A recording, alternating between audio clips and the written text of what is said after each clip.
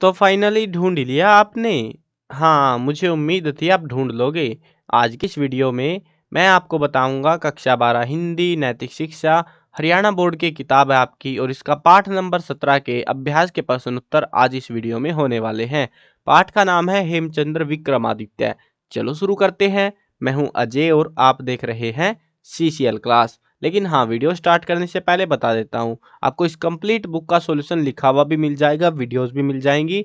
तो वेबसाइट और प्लेलिस्ट का लिंक डिस्क्रिप्शन में है, चेकआउट कर लेना। अब शुरू करते हैं अभ्यास के प्रश्न उत्तरों को। पहला पोर्शन आता है वो है हमारा ज्ञानात्मक प्रश्न, ज्ञान से भरे हुए प्रश्न। और हाँ, ये बता देता हूँ इस चैप्टर से काफ़ी सारे क्वेश्चंस है, मतलब बन रहे हैं जो यहाँ पे बता दूंगा साथ में कि इंपॉर्टेंट है ये नहीं है, बट हाँ ये चैप्टर इंपॉर्टेंट है ये भी, ठीक है। एग्जाम में इसमें से चांसेज हैं क्वेश्चन आने के, सो इसको थोड़ा अच्छे से पढ़ लेना। अब शुरू करते हैं। यहाँ पे पहला प्रश्न है, हेमू का जन्म कब और कहाँ हुआ था? ये देखो, मैंने पिछली वीडियोस में भी बताया था कि जिस क्वेश्चन में किसी व्यक्ति के जन्म कब कहाँ स्थान पूछे जा रहे हैं वो क्वेश्चन जरूर याद करने हैं। सो ये वाला भी इंपॉर्टेंट है, ठीक है। तो हेमू का जन्म संवत 1556 में अलवर के समीप माछेरी गांव में एक समृद्ध परिवार में हुआ था। अब यहाँ पे दो चीजें हैं, हमसे पूछा है कब हुआ था, कहाँ हुआ था। तो 1556 में हुआ और अलवर के पास में एक गांव है माछेरी नाम का, उस गांव में हुआ था, ठीक है। तो आप अगर ये एक समृद्ध परिवार भी ना लिखो कोई दिक्कत नहीं है, बट ये डिटेलिंग सही होनी चाहिए कि हेमू का जन्म सन 1556 में अलवर के समीप माछेरी गांव में हुआ था, इतना तो लिख सकते हो, ठीक है। ये थोड़ा सा अच्छा लगाने के लिए लिख सकते हो, ऐड ऑन है। अब यहाँ पे आपको कंफ्यूज करने के लिए एक काम कर सकते हैं एग्जाम में कि हेमू की बजाय यहाँ पे लिख देंगे हेमचंद्र विक्रमादित्य का जन्म कब और कहाँ हुआ था। तो कंफ्यूज नहीं होना, हेमू या फिर हेमचंद्र विक्रमादित्य एक ही है। तो इस चीज में कंफ्यूज मत होना कि अब क्या लिखे, अब तो उत्तर मतलब प्रश्न पढ़ा ही नहीं ऐसा तो हमने कोई, तो वो उसमें कंफ्यूज मत हो जाना। अगला प्रश्न देखते हैं, इनके पिता का क्या नाम था? तो इनके पिता का नाम था राय पूर्ण दास। ये क्वेश्चन नहीं आएगा, बहुत दुर्लभ चांसेज है। अगले प्रश्न पे आते हैं, हेमू का परिवार अलवर से कहाँ आकर बसा था? तो रेवाड़ी के कुतुबपुर में आकर बस गया था। अगला प्रश्न देखते हैं, शेरशाह सूरी की मृत्यु के बाद कौन राजगद्दी पर बैठा?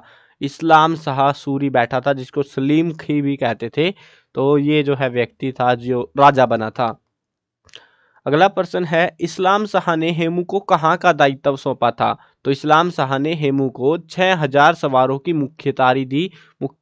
मुख्तियारी दी और अमीर का खिताब भी दिया था। तो दायित्व कहाँ का सौंपा था? वो घोड़ों का सवार, जो घोड़सवारों में जो अधिकार थे ना वो सौंपा था उसको, ठीक है। अगला प्रश्न देखते हैं, हेमू किसकी मृत्यु के बाद शाही तख्त पर बैठा था? तो आदिल शाह की मृत्यु के बाद शाही तख्त पर बैठा था, क्योंकि ये अंतिम सम्राट था ना उनका। मतलब इस्लाम शाह के बाद में उसका बेटे को मार दिया गया था आदिल शाह के द्वारा, और आदिल शाह राजा बना। और राजा बनने के बाद में हुमायूं आया और बोला तू कौन है रे, उड़ा दिया इसको बेचारे को। और फिर उसके बाद हेमू को राजगद्दी पर, ये मरते टाइम इसको बैठा के गया था हेमू को, ठीक है। तो इस प्रकार ये राजा बना था। तो अगला प्रश्न देखते हैं, अगले हमारे पास आ रहे हैं वो है भावात्मक प्रश्न, ठीक है। भावात्मक प्रश्न में देखते हैं कैसे क्वेश्चंस हैं। पहला प्रश्न है, हेमू ने आदिल शाह के राज्य की सुरक्षा किन किन विद्रोहियों से करी थी? हेमू ने इब्राहिम खां, मोहम्मद खां, ताज करानी, फकरवान नुरानी आदि अनेक अफगान विद्रोहियों की बगावत को कुचलकर आदिल शाह के राज्य की सुरक्षा करी। मतलब बहुत सारे विद्रोही आ रहे थे अलग अलग नामों से, तो उनको उड़ा डाला था इसने। हेमू को आदिल शाह द्वारा बंगाल भेजे जाने पर किसने उसकी गैर हाजिरी में दिल्ली और आगरा पर आक्रमण किया और उसका क्या परिणाम हुआ? तो हेमू की अनुपस्थिति का लाभ उठाकर हुमायूं की मुगल सेना ने दिल्ली और आगरा पर हमला कर दिया और वहां पर अधिकार जमा लिया, यानी कि वहां पे अपना कब्जा कर लिया। यानी कि दो क्वेश्चन है इसमें, ध्यान रखना, दो क्वेश्चन है इसके अंदर इंक्लूडेड। पहला है कि जब वो बंगाल में था तो दिल्ली आगरा पे आक्रमण किसने किया और उसका क्या नतीजा निकला? आक्रमण किया था हुमायूं ने, उसकी मुगल सेना ने, और उसका परिणाम ये रहा कि उनका कब्जा हो गया था वहां पे, ठीक है। अगला प्रश्न देखते हैं, हेमू को विक्रमादित्य की उपाधि से कब नवाजा गया? ये क्वेश्चन इंपॉर्टेंट है, ये ध्यान रखना, ठीक है ना। इसमें से मतलब सारे क्वेश्चन करने के नहीं है, कुछ एक क्वेश्चन है करने के, बट हाँ चैप्टर इंपॉर्टेंट है, कुछ क्वेश्चन में भी पूछ लग सकते हैं, वो छोटा क्वेश्चन बनेगा, बड़ा क्वेश्चन नहीं आएगा। हेमू को विक्रमादित्य की उपाधि से कब नवाजा गया था? तो आदिल शाह ने हेमू को दिल्ली का राज सिंहासन सौंप दिया और उन्हें विक्रमादित्य की उपाधि से भी नवाजा। तो जब उनको वो राज सिंहासन पर बैठे ना, जब वो राजा बना, तो उस टाइम पर उनको ये उपाधि दी गई थी विक्रमादित्य की। और इसका मतलब होता है कि जितने युद्ध लड़े थे ना वो जीत गया था, लगातार जीत रहा था, तो इसके कारण उसको ये उपाधि मिली थी, ठीक है।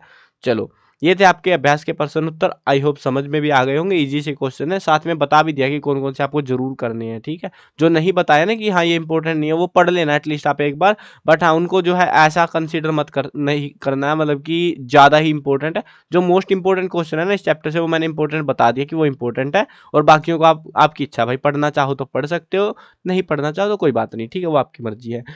चलो वीडियो खत्म करते हैं। मैं कवर करने वाला हूँ क्लास 1 से लेके 12 तक सभी सब्जेक्ट की video, Hindi medium English medium दोनों में होने वाली है। तो सब्सक्राइब करो, साथ में घंटी दबाओ, ताकि कोई भी अपडेट आए आपको बिल्कुल टाइम से मिल जाए।